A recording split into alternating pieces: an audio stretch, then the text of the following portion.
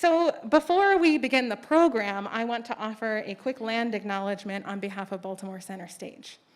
Baltimore Center Stage acknowledges that the land beneath us, this place, exists on the traditional lands of the Piscataway Nation by the waters of the Chesapeake Bay. These lands have been cared for by the Lumbee, Lenape, and Susquehannock peoples, and many indigenous nations who are still here today. We pay respects to their elders, past, present, and future. Now, the Baltimore Butterfly Sessions is a civic dialogue series inspired by Citizen University's Civic Saturday program. And if you've never heard of that, please Google them and check out their work. We're so grateful to all of the work that we are building on. And I said it's a civic dialogue series, so we will have a moment during the show where we'll encourage you to chat with each other. And if you haven't met the people who are around you, I want to give you a moment just to turn to somebody next to you and say hello, introduce yourself. It is a civic dialogue event, so we'll take a moment now just to introduce yourself to who's next to you.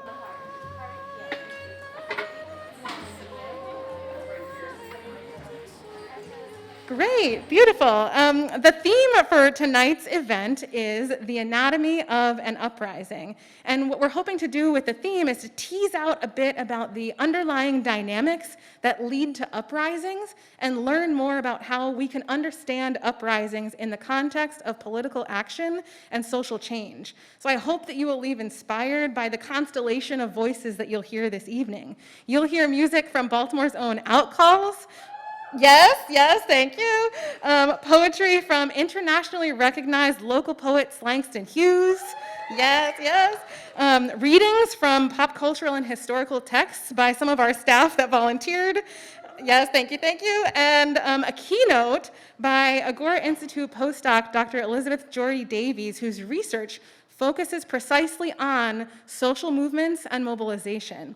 So we are in for quite a treat this evening, and with no further, I will get off this stage and turn it over to Outcalls for our first song.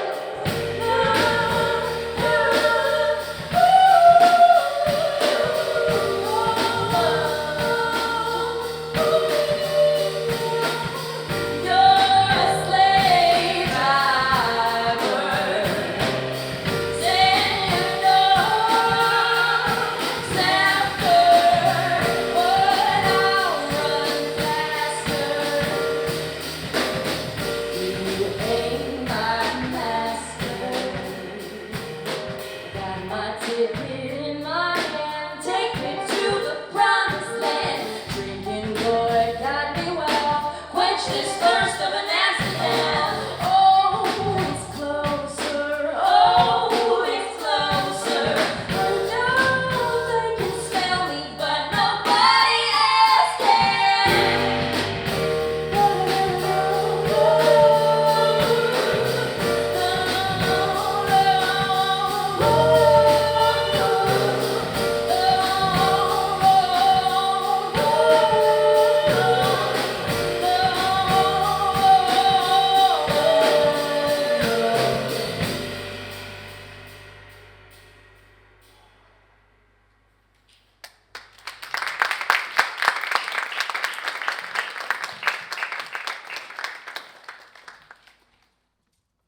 Thank you, everybody.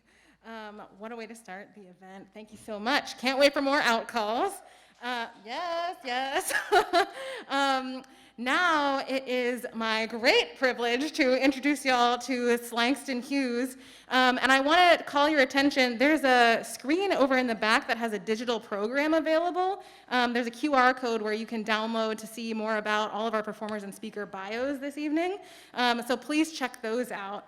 And as Slangston comes up, I just want to share a little bit about how amazing he is. Slangston is a national slam champion and director of youth poetry over at Do More Baltimore, which is one of my favorite organizations in the city, so please check them out. And he has been published multiple times and is very, very fabulous, and I'm so grateful for him to being here this evening. And with no further, I'll turn it over to Slangston Hughes for 2 poems.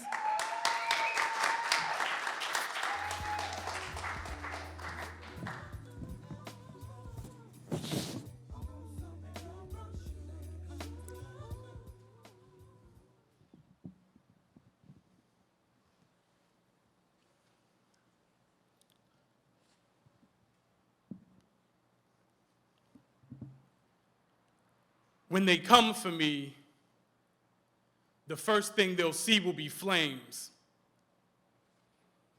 We have been burning since we got here.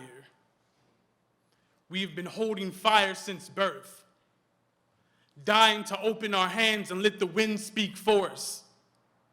My language is broken tongue, open wound and blackened sun. I am dead man speaking. America, you are a mouth made of maggots. We scream with corpse-filled cadence, another poem pregnant with broken bodies, fingerprints pregnant with dead babies. So many names carved in my fingertips that our palms have no room left for eulogy. I wrote this poem already. I already wrote this poem. My writer's block is stained with the blood of my people, so these words better burn beautiful, better scorch the earth they bury us beneath. Coffins caught in my capillaries, graveyard in my chest, heartbeat is crematory. My soul is on fire, and America, you are next. The moment we get tired of all these black poems is the moment we become complacent with all this black death. Another autopsy is literary art. I'm tired of holding writing workshops in the morgue with hashtags as prompts. Yesterday I tried to meditate, but all the names sounded like madness, sounded like my mouth mumbling over melanated names made martyr. The ancestors won't speak to me because they're too busy with orientation. How long before I have to write this same autopsy for my own, before I'm forced to wrap my family and friends in a shroud made of metaphors and write their names on it, before they have to pick up a pen and edit my body? And no, I will not ask your government for help. I will not pray to your God for protection. Fuck that nigga. Oshun disapproves. Yemaya disapproves. Oshun and Obantala demand fire and truth. Shango said he ready to let them things go. It's time to take the targets off of our bodies and put them on theirs. Our history is a history of this country's love made lighter fluid. And if I too am America, then we gonna burn together. We gonna light this motherfucker on fire, not because we wanna watch it burn, but so that maybe they will finally see the light.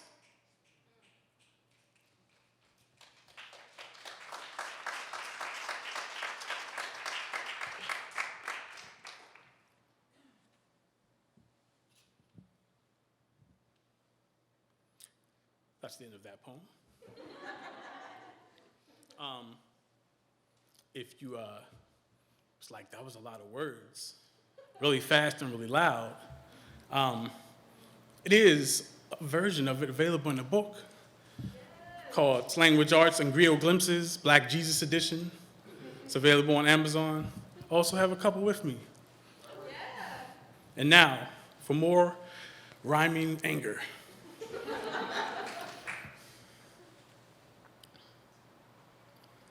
Moonlight and high tide in our veins.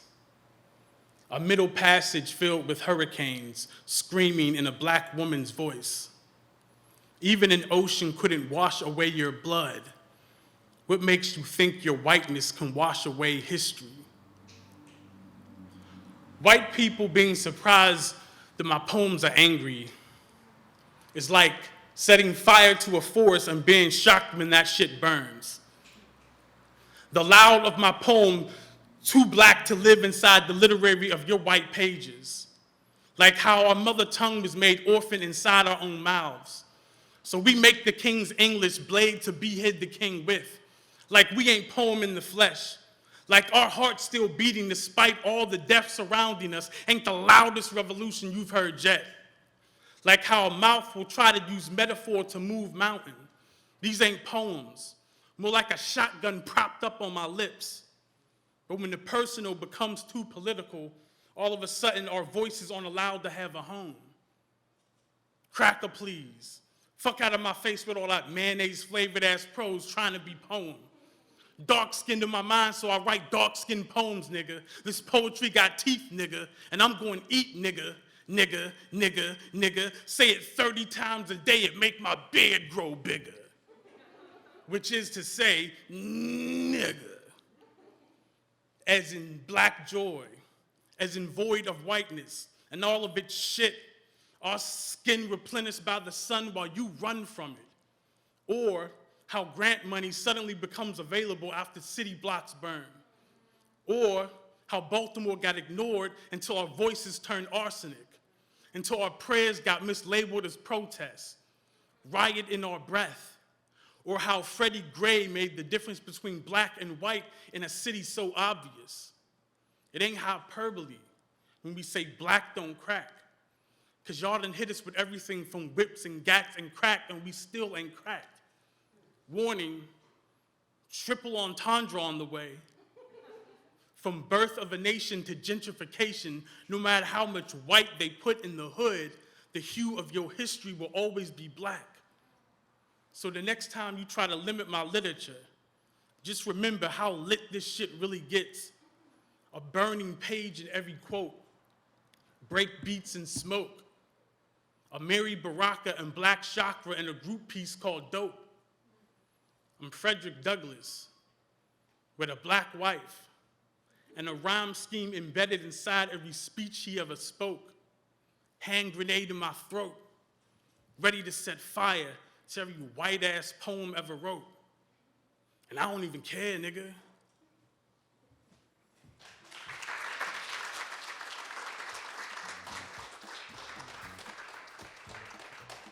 Y'all. Thank you, Slankson, so much. Okay, I am now going to invite up some of our staff volunteers.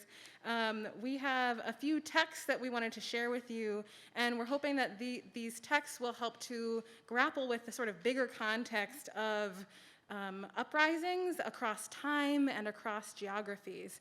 So can I get our staff reader volunteers to come on up?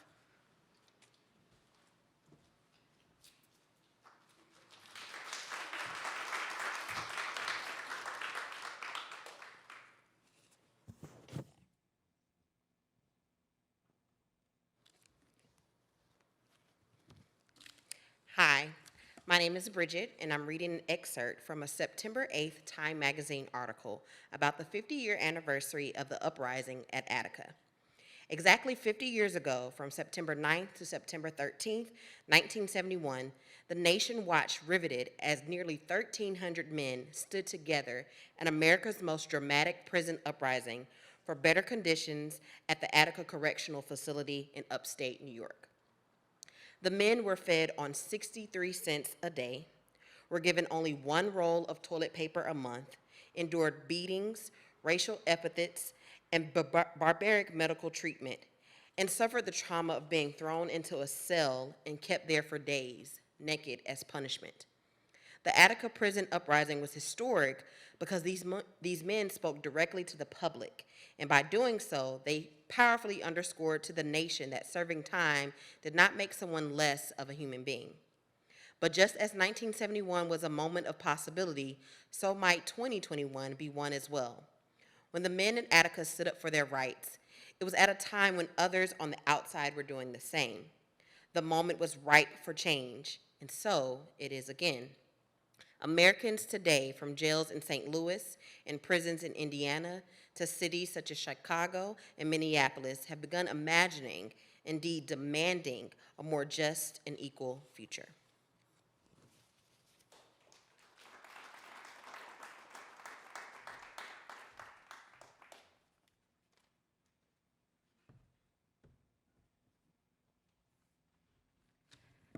Hello, my name is Sabine, and I'm reading an excerpt from 5 Days, The Fiery Reckoning of an American City by Wes Moore with Erica L. Green.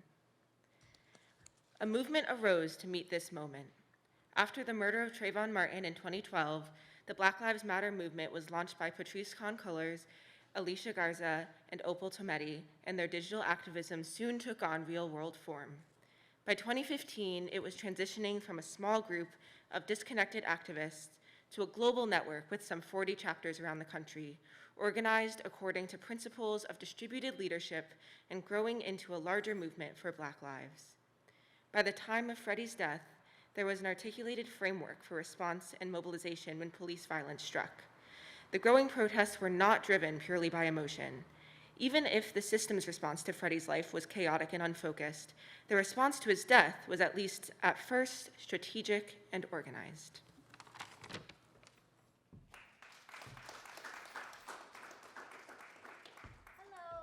Hello, my name is Estrellita Beatriz, and I'm going to be reading an excerpt from September 9th's Truth Out article about the current Stop 3 protest in Minnesota, quoting Indigenous water protector Tara Hoska. Police have been getting pretty brutal in these recent weeks. They have been shooting less lethals at us, but the pain compliance tactics still were there. So torturing people, really engaging in the behaviors that are quite shocking, I think, which means a lot of care and community has really been important for us on the front lines. People have consistently been showing up for the struggle, Huska tells me. It's a beautiful thing to witness, to be a part of.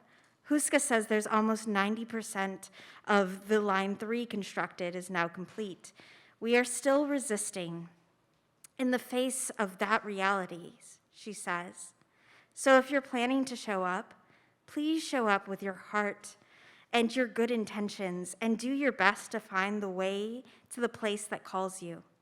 This fight is not just about looking upwards, says Huska. It's also important to look at each other. This is our world, and no one else is going to protect it but all of us.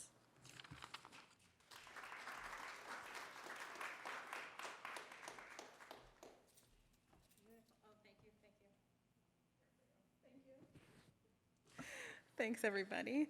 And now we're going to move into that moment that I mentioned earlier where I'm going to invite y'all to talk to each other. And while that is happening, the band is going to come back up. But I want to offer a question for y'all to talk about. And the question that I have to offer to the room tonight is, when might you have felt compelled to act? Maybe you've participated in a march or a rally. Maybe you've called your representatives about an issue that you care about. Maybe you've organized an action yourself.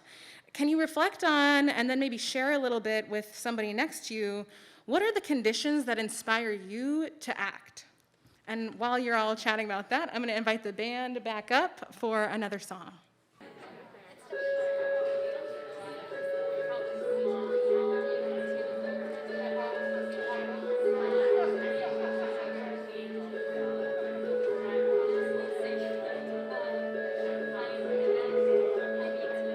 Said you call some time to find out my cry. Any day you might find me outside. And then you called some time to find you gave too much. And you came down.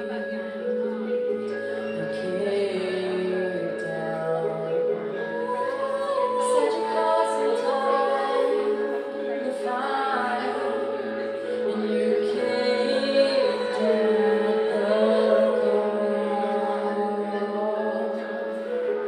I didn't want the call. I didn't want the call. So why do I care? Why do I care? I don't know. Why do I care? I always knew I'd wanna feel ashamed of all the things I have to do, and now I don't wanna feel ashamed of all the things I didn't do. Said you called some time to talk about the old times. Any day you might find me on the outside. Then you called some time to find you gave too much. Came down. I always knew I'd wanna feel ashamed of the things I do. And now I don't wanna feel ashamed of the things I do. Said you called some time, you gave too much. Said you called some time. Said you called some time, you might find.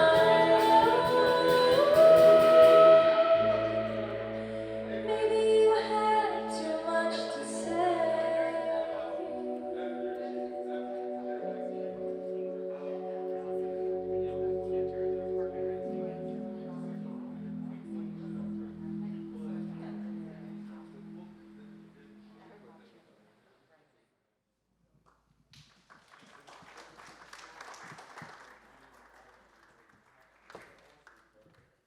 Beautiful, beautiful. I hear some conversation still happening, which I love.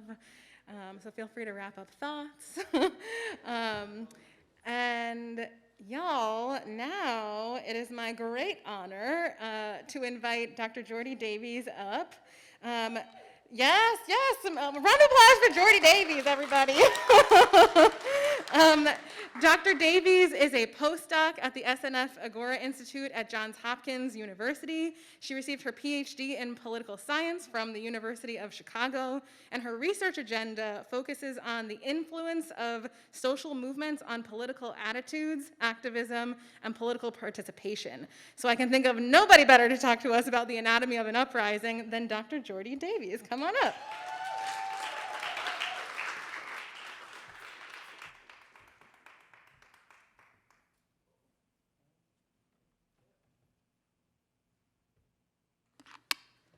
So good to be here. This all is,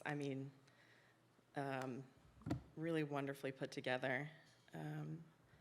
It's much better than an academic conference. There's a band, like poems. This is incredible. So hi, everyone. Thank you so much for having me. It's really wonderful to be here today to talk about the anatomy of an uprising. I want to say thanks to everyone at Baltimore Center Stage, as well as tonight's performers for their work on this event. I'm really glad to be a part. So I got my formal and informal political education in Chicago, and I'm happy to be here in Baltimore, which is an important place to think about the conditions and motivations that lead to social movement uprisings, not least because of the uprising that occurred here in 2015 after the death of Freddie Gray, whom I feel I must honor in this talk, and who we honor tonight through this program. Surveillance, police violence, a rough ride, and a fundamental disregard for the humanity of Freddie Gray led to his death. But it was more than that, right? Persistent economic inequality and racial inequality, as well as an overbearing police presence in Baltimore neighborhoods, in Black Baltimore neighborhoods, led to the violence that ended Freddie's life. Freddie Gray is an example of how a moment can transform into a mass mobilization and ultimately galvanize a nationwide movement. The murder of Freddie Gray became a catalyst for Black Baltimore to rise up, to refuse domination and deadly conditions promulgated by the Baltimore police and local and state politicians. So in this way, we see that uprisings are never just about one egregious act of violence, right? They're meant to denounce the systematic exclusion of a group of people, a denial of their rights and humanity. Political uprisings are fundamentally about power. They're about who has it, who needs it, and what must be done to challenge existing power structures. Power becomes entrenched over time as those who pull the strings hold on tighter, more willing to suppress the people, the opposition, or anyone who would hold them accountable. But the people have power too. Uprisings are an example, an expression of the power that lies in collectivity. Uprisings call out the hoarding of resources. They challenge wealth and reject inequality. Though uprisings are often associated with just anger and destruction, attention on an uprising alone elides the underlying power dynamics and ongoing political work that people are doing in their communities every day. So there are a number of theories and factors that lead to political uprisings and social movements, including political and social deprivation, the mobilization of political resources, available political opportunities, anger, access to networks of people for mobilization. What I like to talk about from my research is alienation, which I think about as a political detachment and loss of confidence in the current governing system. Alienation is a useful concept to think about orientation towards the government, and I argue through processes of political education can serve as a path to political activism. So alienation is associated with feelings of low political efficacy, or the feeling that one is unable to influence governing institutions. And this is a sentiment that can lead to low political participation and engagement. Yet studies demonstrate that low feelings of trust in government and a high sense of internal political efficacy, that is, the feeling that one themselves can understand politics and participate, can result in non-traditional political action, such as protest. So this makes social movements an important potential location to find how alienation, instead of being immobilizing as we traditionally understand it, could prompt action, where a set of individuals may feel alienated but not inefficacious.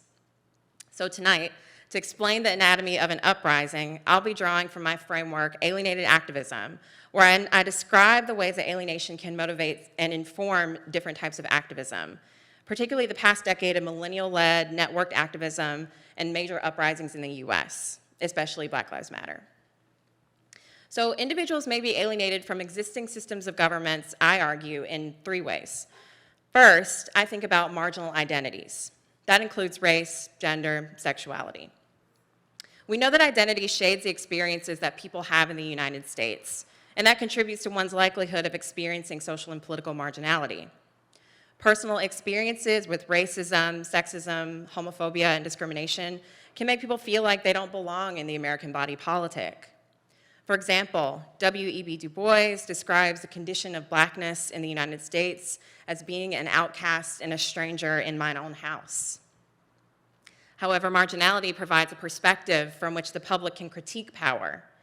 Feminist theorist Patricia Hill Collins, in her explication of standpoint theory, asserts that these marginal group-based positions afford individuals sites of knowledge of social structures, a standpoint from which they are able to both experience and understand constructions of power.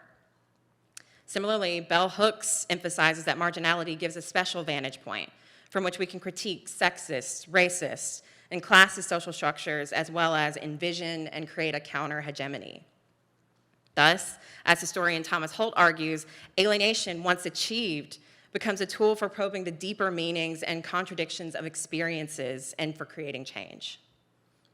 So as I said, identity informs lived experience in the US, which brings me to the second way that members of the public might be alienated, and that is negative political and social conditions. So these experiences include political or geographical isolation, including segregation, under-resourced communities, lack of access to politicians, or resources to improve one's lives or neighborhoods. This is the experience of violence in one's community or from the state, including police violence. These experiences can produce a kind of cynicism and ambivalence towards political institutions, specifically through politicizing life experiences and/or processes that break down belief or trust in governing institutions. Even so, negative experiences with the state or social conditions can produce the desire to take action. Alienated activists question the foundation of American institutions, seeing the state as racist, capitalism as a problem, and political leaders as untrustworthy. Alienated activists may not even trust the media to get the story right.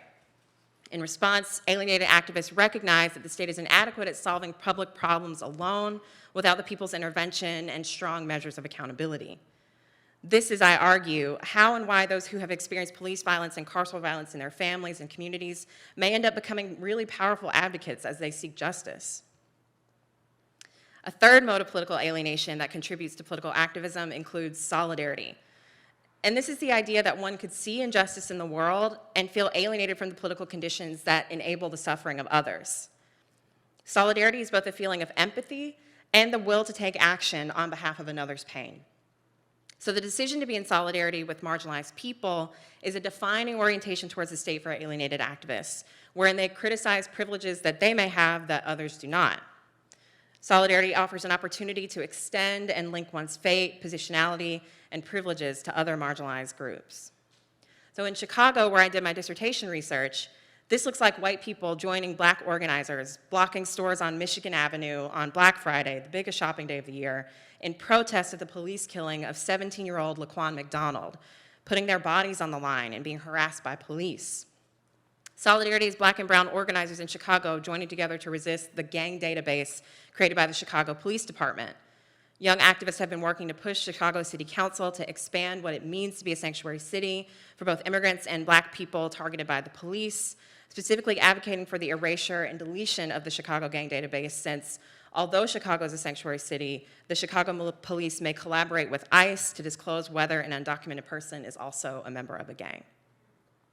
So given these forms of political alienation, marginality, social and political conditions, and solidarity, what do alienated activists do? Research typically suggests, like I've said, that those who are alienated aren't politically active, but I think about it differently. So due to their dissatisfaction with the state, political alienation leads those with access to information and/or resources to seek out other alternatives, different modes of doing politics. This is where political education comes in, where members of the public seek to learn more about political history, the political present, and future possibilities. And the cost to access political education is lower than it's ever been. Political education can happen in formal or informal settings, on the internet, social media, YouTube, in study groups, in college classrooms, on TikTok. Most importantly, political education can collectivize alienation, place people in a continuum of struggle, and help them realize that they're not alone. As Freire writes in Pedagogy of the Oppressed, political education is dialogic, it centers the lived experiences of the marginalized, and it widens the scope of what is politically possible. To quote a young racial justice organizer I interviewed in Chicago, once you learn the history of this country and you learn the history of who we are and where you stand, you kind of have no choice but to fall into this work for a better world. Political education undergirds alienated activism, providing members of the public with the tools and foundational understandings that make political activism possible and worthwhile. So a few ways that the alienated turn to activism includes engaging in relational political activities, that is, working with and mobilizing others to advance their political goals. Activists establish reciprocity between one another to ensure political participation in their work. These relationships are meaningful, reminding individuals of their why of getting involved. One relational activity I like to think about is political organizing. Lee Staples defines grassroots community organizing as collective action by community members drawing on the strength of numbers, participatory processes, and Indigenous leadership to decrease power disparities and achieve shared goals for social change. A young labor activist I interviewed in Chicago said in the organizing conversation, she wants to know what moves you. And she loves hearing people vent because that provides a chance to polarize people, paint a vision about the future. She said it's about moving people to be a part of the struggle and helping them understand their own personal reasons for getting involved. So in this way, alienation coupled with political education can lead to a recognition of the need for collectivity rather than relying only on individualized political actions like voting or donating money. So organizing is ultimately conversational, educational, and meant to draw people into collective action. A second way that the alienated participate in activism includes constructing spaces wherein they are able to both express their identities and build up their political efficacy. Movement spaces provide shared understandings and communities away from dominant structures to safely live out one's truth, exercise leadership, and be affirmed, ultimately motivating political participation. So this is why organizing groups can sometimes feel like family or a political home for those committed to those spaces. Movement spaces serve as sites of politics away from formal power, wherein activists deliberate, develop tactics and countercultures, and they plan their mobilizations. To be sure, movement space is not always affirming or safe for those involved. Activists are people too, and sometimes people fail to accomplish their goals. But the emphasis here is that people come together to provide themselves and others with the room to live out their identities and purported values. And so the final way I like to think about how alienation informs activism is the practice of transformative politics. Due to their politicizing experiences in education and movement spaces, alienated activists engage in processes of developing transformative political ideas. They advocate and conduct campaigns to gain concessions, widen the scope, or transform the nature of existing political systems. Alienated activists recognize and name structural and systemic problems in American politics and institutions, expressing ambivalence towards the system as is, and imagining politics otherwise. An important example of these transformative politics includes police and prison abolitionists' non-reformist reforms, where the state is challenged by, to quote Sherilyn Grace of the Chicago Community Bond Fund, reducing available carceral tools. For example, the elimination of cash bond, the elimination of the death penalty, the reduction of funding to police and prisons. A politics of transformation is not about creating a kinder police state, it's about eliminating its power. So this is how I understand the aspects and anatomy of an uprising. I see it as a configuration of people and communities left out of the locus of political power, demanding it anyway. I believe the concept of political alienation is expansive, of course. Many different people may be alienated by many different things. Yet I think we learn the most about political possibilities by looking at the way the most marginalized of us organize, building solidarity through relational organizing, affirming identities in movement space, dreaming and working towards radical futures. So I have a bit of a poem too. I want to end with a short verse from poet and activist June Jordan's poem for South African women, a commemoration of the 40,000 women and children who presented themselves in bodily protest against apartheid. And who will join this standing up? And the ones who stood without sweet company will sing and sing back into the mountains and, if necessary, even under the sea. We are the ones we have been waiting for. Thank you.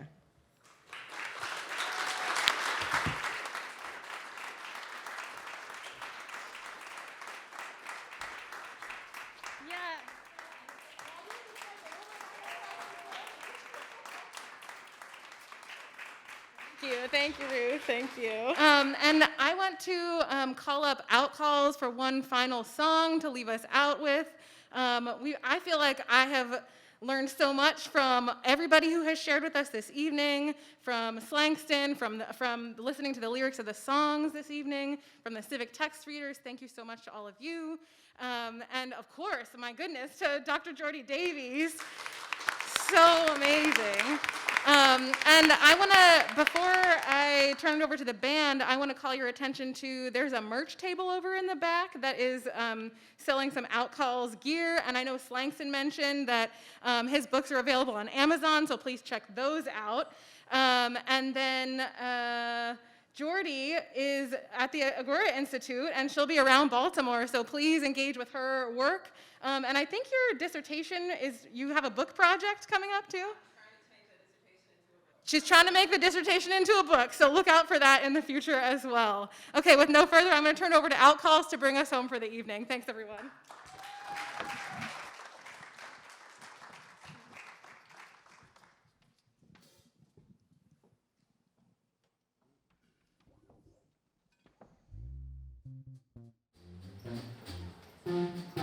You can dance if you want. This is a dance.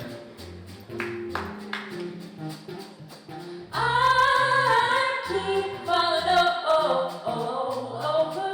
I feel when I call your name. I keep falling over, and it stays the same.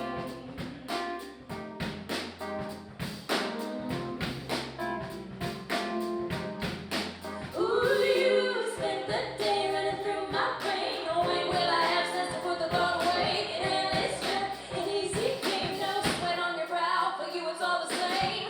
Keep on running fast. Keep on running fast. While I finish last. I keep falling over. I feel it when I call your name. I keep falling over,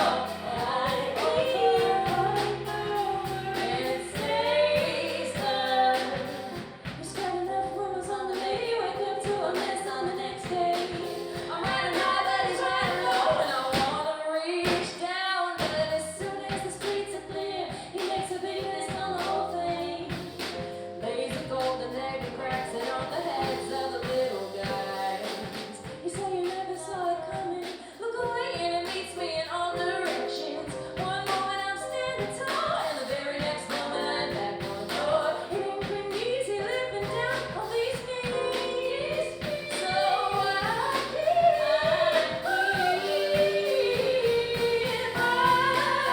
keep falling over. I feel it when I call your name. I keep falling over. I keep falling over, and it stays the same. I keep falling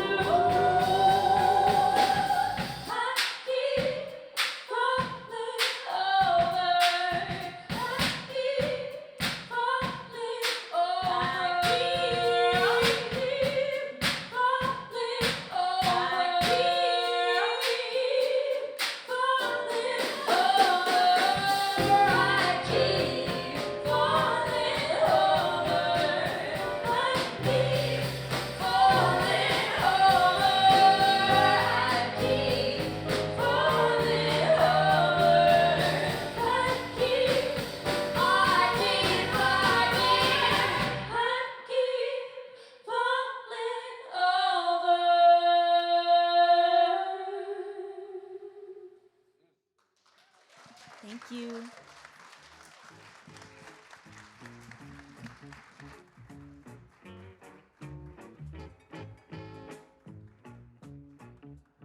That's it for tonight, everybody. Thank you so much. You're more than welcome to hang out a little bit, but otherwise, we'll see you again at the next Baltimore Butterfly Session on November 29th.